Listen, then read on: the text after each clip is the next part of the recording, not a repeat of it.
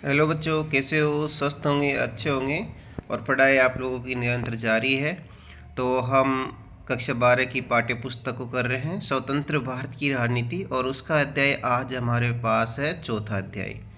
चौथा अध्याय का नाम है भारत के विदेश संबंध। 3 अध्याय हमने कंप्लीट कर लिए हैं और जल्दी ही आपकी परीक्षा से पहले सारे पाठ आपके पास होंगे। और ख़ास बात इन वीडियो की ये रहेगी कि आपको कम समय में संपूर्ण पाठ को समावेशित करते हुए महत्वपूर्ण नोट्स के रूप में, याद करने के रूप में और पेपर में लिखने के रूप में पॉइंट टू पॉइंट आपको याद रहे, उस हिसाब से ये वीडियो आपके लिए काफ़ी महत्वपूर्ण रहेंगे।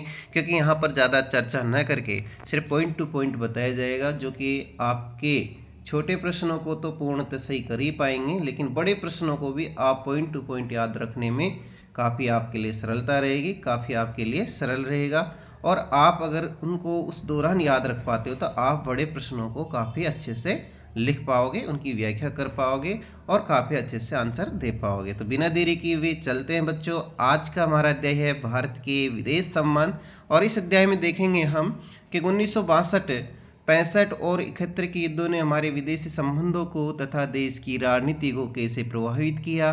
साथ ही हम देखेंगे कि भारत के विदेश संबंध ने किन अंतर्राष्ट्रीय परिस्थितियों में आकार ग्रहण किया, भारत की विदेश नीति किन सिद्धांतों से निर्देशित हुई, चीन और पाकिस्तान के साथ भारत के रिश्ते कैसे रहे, भारत की परमाणु नीति किन परिस्थितियों में प्रकट हुई, और इन सब की चर्चा हम इस अध्याय में करने जा रहे हैं। चलते हैं बच्चे बिना देरी किए।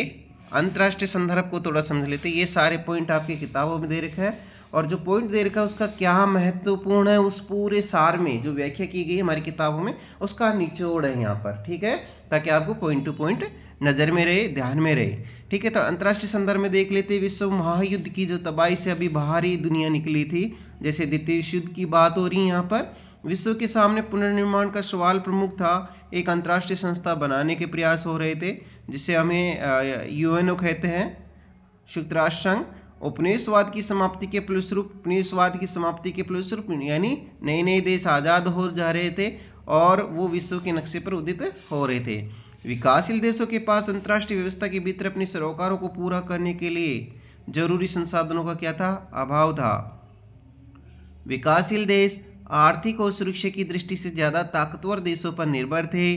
अनेक विकासशील देशों ने ताकतवर देशों की मर्जी को ध्यान में रखकर अपनी विदेश नीति अपनाई।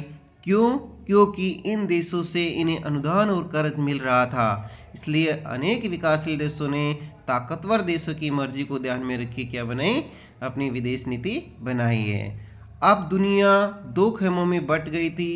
कौन कौन से खेमे बच्चों? सबको पता होगा। एक है पूंजीवादी और दूसरे है साम्यवादी। पूंजीवादी का कौन है नेतृत्व करता? अमेरिका। जबकि साम्यवादी का सोवियत संघ। शीत युद्ध का दौर था और इन दोनों विचारधाराओं के बीच में जो विचारधारात्मक संघर्ष चल रहा था उसे ही शीत युद्ध का दौर कहा जाता है, जो कि द्वितीय विश्व युद्ध के बाद प्रारंभ हो गया था। इन हालातों में हमारे भारत की स्थिति देखते हैं हम। भारत के अन्य सभी देशों की संप्रभुता का सम्मान करने और शांति कायम करने का निर्णय लिया। इसकी झलक संविधान के नीति निर्देशक तत्वों में मिलती है। अनुच्छेद आपको ध्यान में रखना है, हमारी पाठ्य पुस्तक में भी दे रखा है अनुच्छेद 51। और अनुच्छेद 51 क्या प्रावधान कर रहा है? अंतर्राष्ट्रीय शांति और सुरक्षा का। ये इतना आपको ध्यान में रखना है। ठीक है बच्चों, आगे चलते हैं। अब हमारे सामने सवाल आता है कि 1950 और 60 के दशक में विश्व राजनीति में भारत दोनों खेमों में से किस खेमे में शामिल हुआ होगा? तो देखिए बच्चों, किसी भी खेमे में शामिल न होकर भारत ने अपनी एक स्वतंत्र विदेश नीति अपनाने की एक पहचान स्थापित की। तो हम देखते हैं क्या भारत अपनी विदेश नीति को शांतिपूर्ण ढंग से बाहर लागू करने और अंतर्राष्ट्रीय झगड़ों से बचने में सफल रहा। दुनिया के देश बटे 2 खेमों में, दोनों खेमों के बीच आर्थिक, राजनीतिक और सैन्य टकराव जारी था। संयुक्त राष्ट्र संघ अस्तित्व में आ चुका था और परमाणु हथियारों का निर्माण हो रहा था। चीन में कम्युनिस्ट पार्टी का शासन स्थापित हुआ और अनौपनिवेशीकरण की प्रक्रिया आरंभ हो चुकी थी। इनके बीच में हम देखेंगे हमारी भारतीय विदेश नीति में नेहरू जी की क्या भूमिका थी। नेहरू जी की बहुत महत्वपूर्ण भूमिका थी, क्योंकि वो भारत के प्रथम प्रधानमंत्री होने के साथ साथ विदेश मंत्री भी थे और उनकी विदेश नीति के जो 3 प्रमुख उद्देश्य माने जाते हैं, वेरी इंपॉर्टेंट बच्चों यहाँ पर ध्यान देना कि नेहरू जी के विदेश नीति के 3 उद्देश्य कौन कौन से थे। तो आपको ये ध्यान में रखना है कि नेहरू जी के 3 जो विदेश नीति के उद्देश्य है, वो पहला है कठिन संघर्ष से प्राप्त संप्रभुता को बचाए रखना, दूसरा है क्षेत्रीय अखंडता और तीसरा है तेज रफ्तार से आर्थिक विकास करना।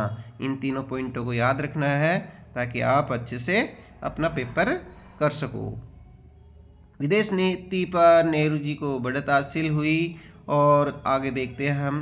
2 खेमों से दूरी भारत ने बनाए रखा और भारत ने एक नई नीति का पालन किया जिसे गुट निरपेक्षता की नीति कहा जाता है, यानी किसी भी गुट में शामिल न होकर स्वतंत्र रहने की जो नीति भारत ने अपनाई थी उसे गुट निरपेक्षता की नीति कहा जाता है, जिसमें भारत नाटो में शामिल हुआ है।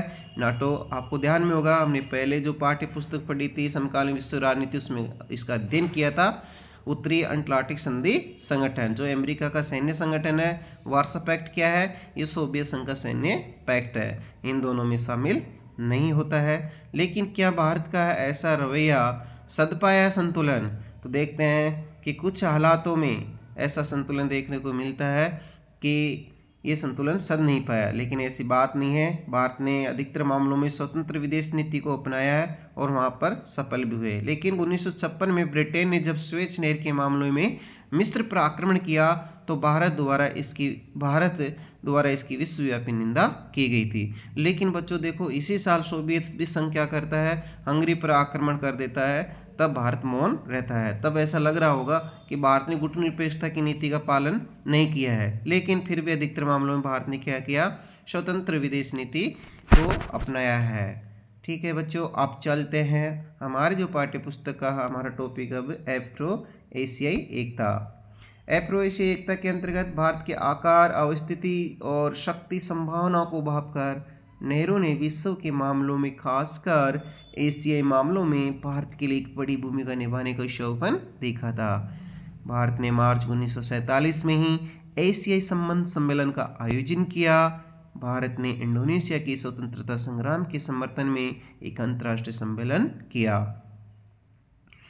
इंडोनेशिया के बांडुंग में 1956 नहीं है बच्चों, यहाँ पर 1955 याद रखना है, गलती मत करना, मिसप्रिंट हो जाती है। तो इंडोनेशिया के बांडुंग में 1955 में एफ्रो एशियाई सम्मेलन का आयोजन किया गया। और लगा लो, वेरी वेरी इंपॉर्टेंट क्वेश्चन है, ये तीनों ही इंपॉर्टेंट क्वेश्चन है। 1 2 3 क्या क्या बनेंगे क्वेश्चन?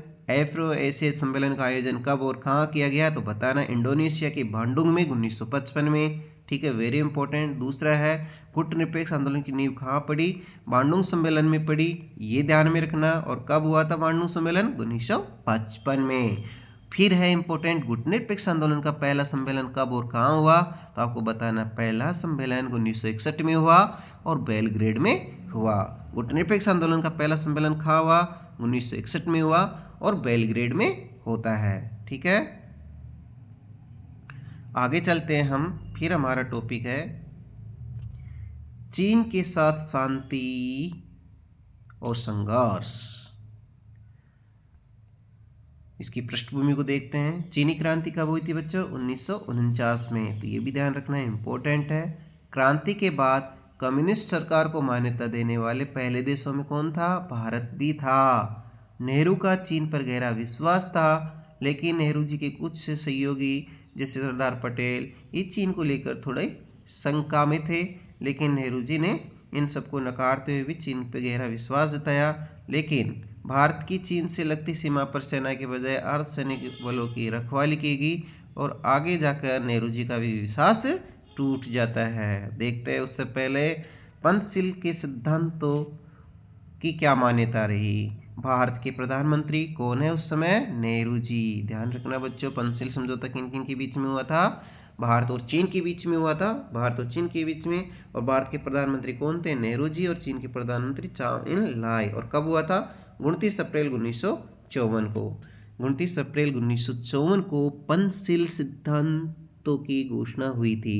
जो इम्पोर्टेंट रहेगा वहाँ मैं एक बार नहीं 2 बार रिवाइज कर दूंगा ताकि आपको ध्यान में रहे। बाकी हम पढ़ते हुए आगे बढ़ेंगे, क्योंकि पॉइंट टू पॉइंट आपको याद तो रखना ही है, ध्यान रखना है, बाकी इंपॉर्टेंट रहेगा। मैंने बोला एक बार नहीं 2 बार 3 बार रिवाइज करा दूंगा ताकि आपको अभी याद हो जाए छोटे प्रश्न तो। देखिए पंचशील सिद्धांतों के थे 5 सिद्धांत थे। एस्केप यानी एस्केप नहीं करना, अनाक्रमण यानी आक्रमण नहीं करना, शांतिपूर्ण सहअस्तित्व, परस्पर सहयोग और लाभ को बढ़ाना, क्षेत्रीय अखंडता, प्रभुसत्ता का सम्मान। और बच्चों देखो ऐसा यहाँ पर याद करने के हिसाब से आप अगर इसको नोट्स भी बनाओगे ना तो आपको बहुत अच्छा और सरल हो जाएगा, क्योंकि किताब में हमारी एनसीईआरटी की बुक बहुत अच्छी है, लेकिन उसमें क्या है कि ऐसे निबंध की तरह लिख रखा है, तो बच्चों को याद करने में थोड़ी दिक्कत आती है, पॉइंट टू पॉइंट से याद नहीं रहते, या याद भी हो जाता है तो भूल जाते बीच में, तो फिर याद नहीं आ पाता, लिख नहीं पाते सही से। तो उसको सरल करने के लिए मैंने इस टाइप में आपके लिए ये नोट्स के रूप में तैयार किए, ताकि बच्चों को हर टॉपिक का हर चीज़ समझ में आ सके। अब देखिए पंचशील समझौते में क्या दिक्कत है, आप किताब में पढ़ोगे तो उसमें कहाँ पे पैराग्राफ मिलेगा, जबकि मेन चीज़ क्या है कि किन देशों के बीच में हुआ, किन किन के बीच में हुआ, कब हुआ, और पंचशील सिद्धांतों में क्या बातें आती है, ये 5 बातें आती है जो यहाँ पर दे रखी है। अब इस तरीके से अगर हम याद करेंगे तो याद भी हो जाएगा, और अगर हम परीक्षा में इस तरीके से जवाब भी देंगे ना तो भी आपका आंसर इतना अच्छा होगा कि आपके नंबर कटेंगे नहीं बिल्कुल भी। और हम पैराग्राफ के रूप में लिखते हैं तो कुछ न कुछ छूट जाता है या कुछ न कुछ रह जाता है और सही तरीके से दिखता भी नहीं, तो हमारे नंबर कटने की संभावना रहती है, जबकि हमें याद होती हुई भी। तो आप देखो यहाँ पर 2 चीज़ें मिलेंगी, एक तो याद करने की भी, और एक आपको वहाँ पर पेपर में लिखना है, कॉपी में कैसे लिखना है, पेपर का आंसर कैसे देना, वो भी आपको इसी तरीके से जवाब देना है। ठीक है बच्चों, चलते हैं हम। तो ये हो गया आपका पंचशील सिद्धांत। पंचशील सिद्धांतों के बाद में देखते हैं हम भारत चीन सीमा विवाद। ठीक है, सिद्धांत तो अच्छे बनाए थे लेकिन चल नहीं पाए। भारत का दावा था कि चीन के साथ सीमा रेखा का मामला अंग्रेजी शासन के समय ही सुलझाया जा चुका था, लेकिन चीन का दावा उल्टा था। अंग्रेजी शासन के समय का फैसला नहीं माना जा सकता, क्योंकि भारतीय क्षेत्र में पड़ने वाले 2 इलाके, एक तो जम्मू कश्मीर के लद्दाख वाले हिस्से के अक्साई चीन और अरुणाचल प्रदेश के अधिकांश हिस्सों पर अपना अधिकार जताया। तो दोनों का दावा अपना अपना है, अलग अलग है। देखते हैं इन दावों के बीच में कैसे संघर्ष होता है। 1957 से 1959 के बीच चीन ने अक्साई चीन इलाके पर कब्जा किया और इस इलाके में अपनी रणनीतिक बढ़त हासिल करने के लिए सड़क बनाई। ठीक है, अब देखते हैं हम चीन का आक्रमण। 1962 ध्यान में रखना है, चीन का आक्रमण। अक्टूबर 1962 में चीन ने 2 विवादित क्षेत्रों पर बड़ी तेजी से और व्यापक स्तर पर हमला किया। चीनी सेना ने अरुणाचल प्रदेश के कुछ महत्वपूर्ण इलाकों पर कब्जा कर लिया। हमले का अगला दौर नवंबर में शुरू हुआ। लद्दाख से लगे पश्चिमी मोर्चे पर भारत ने बढ़त रोकी, पर पूर्व में चीनी सेना आगे बढ़ते हुए असम के मैदानी हिस्से के प्रवेश द्वार तक पहुंच गई। आखिरकार चीन ने युद्ध विराम घोषित किया और चीनी सेना उस मुकाम तक लौट गई जहां हमले से पहले तैनात थी। ठीक है, ये था चीन का आक्रमण। अब आक्रमण के बाद, इस युद्ध के बाद में, भारत और चीन के युद्ध के बाद के हालातों को देखते हैं कि क्या परिणाम हुए। भारत की छवि को देश विदेश दोनों जगह धक्का लगा, क्योंकि भारत को इतनी सफलता नहीं मिली जितनी चीन को सफलता मिली थी। इसलिए इस संकट से उबरने के लिए भारत को अमेरिका और ब्रिटेन दोनों ही से सैन्य मदद की गुहार लगानी पड़ी। जबकि हम पहले बात कर रहे थे गुटनिरपेक्षता की नीति के तहत कि किसी से हम कोई किसी प्रकार की नहीं तो सहायता लेने की कोशिश करेंगे, नहीं सहायता देने की कोशिश करेंगे, लेकिन जरूरत पड़ने पर हमें ये भी करना पड़ा। और कुछ प्रमुख सैन्य कमांडरों ने तो इतना हो गया कि इस्तीफा ही दे दिया, अवकाश ग्रहण कर लिया। लेकिन बच्चों आप लोगों के लिए परीक्षा के उपयोग ये महत्वपूर्ण है कि तत्कालीन रक्षा मंत्री कौन थे उस समय भारत और चीन के जो युद्ध हुआ था उस समय, तो वो थे वी के कृष्ण मेनन। कौन थे? वी के कृष्ण मेनन, ये ध्यान रखना, वी के कृष्ण मेनन। ठीक है, वेरी इंपॉर्टेंट है। पहली बार सरकार के खिलाफ अविश्वास प्रस्ताव लाया गया। इसके तुरंत बाद कुछ उपचुनाव में कांग्रेस को हार का मुंह देखना पड़ा। ठीक है बच्चों, तो इस युद्ध से चीन सोवियत संघ के बीच बढ़ते मतभेद से भारतीय कम्युनिस्ट पार्टी जो बाकपा का पूरा नाम क्या है? बाकपा, भारतीय कम्युनिस्ट पार्टी। ठीक है, ये ध्यान रखना, बाकपा के बीच उठापटक मची और सोवियत संघ का जो पक्षधर खेमा था बच्चा बाकपा में ही कांग्रेस से नजदीकी बढ़ाई।